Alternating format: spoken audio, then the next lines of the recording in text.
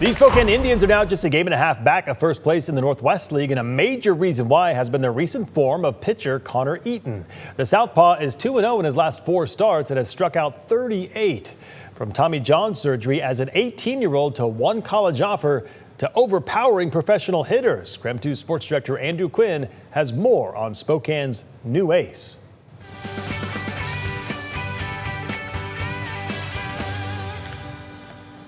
Not having any other offers, is that something that puts a chip on your shoulder, or were you just kind of grateful to have one? Absolutely. I mean, I would say kind of both. I'm definitely grateful for George Mason. They've done absolutely everything for me. I'm completely loyal to that program. And also at the same time, yes, I did have that chip on my shoulder. I was getting some looks at some other schools, and there was a couple of times where it was between me and one other guy, and they ended up taking another guy, and I just wanted to prove them wrong looking down the road, and I hope I did that.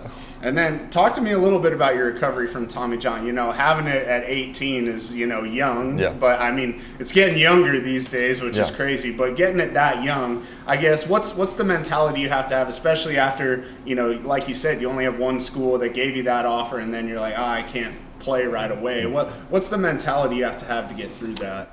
You just have to realize that there is going to be ups and downs throughout the process. When you start picking up that 8 to 9 month range of when you start really getting intent behind the ball again, it's not really there yet. My control was not there coming back sophomore year. Really just kind of started picking up my junior year. It built me as a character and as a person. It matured me a lot. I would say it's actually probably one of the best things that ever happened to me. I built so much as a person, and I'm honestly, I think it was just God's plan of doing that for me and making me a better person at the end of the day. Well, obviously, there's probably a few pitches you want back from your first couple outings, and then the first couple outings in June weren't great, but you look at the rest of your season, I mean, you've been pretty lights out. What do you kind of make overall of your season, and maybe moving past a couple of those rough outings? Yeah, I think you just have to realize and tell yourself that you are going to have those rough outings. It's 140 games in the season. You're not going to be perfect every single time, and it's really just trying to make adjustments. And there's no such thing as failure, and it's just being able to learn from those outings and make adjustments. And I feel like I've done a good job of that so far, and I still have a lot of baseball left to play. But recently, just kept my head down, kept making adjustments, and that's all I can keep doing.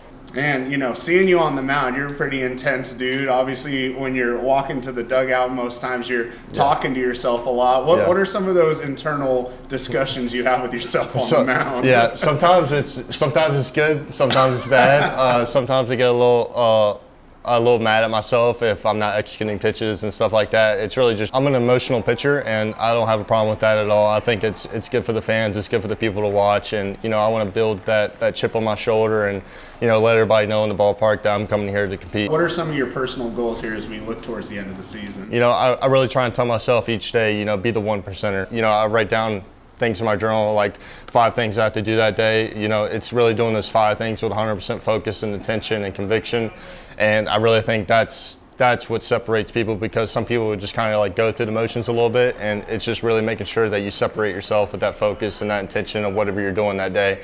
And then over those days start to pile up, and that focus and everything is there. So when you're focusing on the little things off the field, when you're not in the game, that focus and that conviction is there when you're in the game. So I feel like that just kind of transfers over a little bit better.